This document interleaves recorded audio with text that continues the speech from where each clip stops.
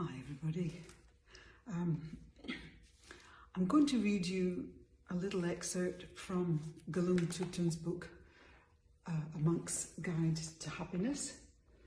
And I think this extract is very interesting, very particular and very personal to him. And I think some of you might find this quite helpful in many ways. So let me read. In 2005, I embarked on the 4-year retreat on the Isle of Arran in Scotland. I felt quite frightened going into this retreat, having done a 9-month retreat a few years earlier. I knew that it would be hard work and that I'd need to face the demons of my own mind. And indeed, I spent the first 2 years of the retreat in a state of severe depression and anxiety, regularly experienced panic attacks and emotional turmoil. This was a shocking experience, and I found it hard to fully engage with the practices. I had a Buddha statue on a shrine in my room that I wanted to kick across the floor. The negativity in my mind was so extreme.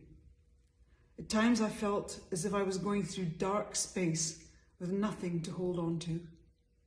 It was extremely humiliating, as I was one of the senior monks in the retreat, and yet there I was, completely falling apart. Things reached fever pitch when I hit such a dark place that I thought I would have to leave. But from there, somehow, the only way was up. I had no choice but to dive into the meditations that were being taught. And then things began to change.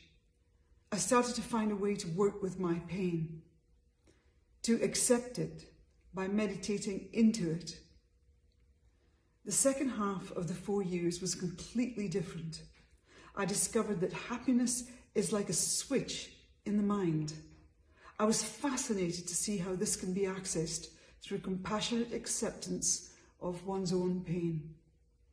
I began to see how we can choose happiness, and also the importance of compassion for oneself and others. Severe levels of self-hatred began to give way to a deeper sense of acceptance, which I feel is the foundation for being able to help others. I still have a long way to go, but I did learn something life-changing, which I now try to share with others. When I came out of the retreat, I began to teach meditation again, and now always emphasize compassion at the heart of that training. I see this as the key to finding true sustainable happiness for ourselves and in this interdependent world, helping others to find it too. There we go. Thanks, guide to happiness, everyone.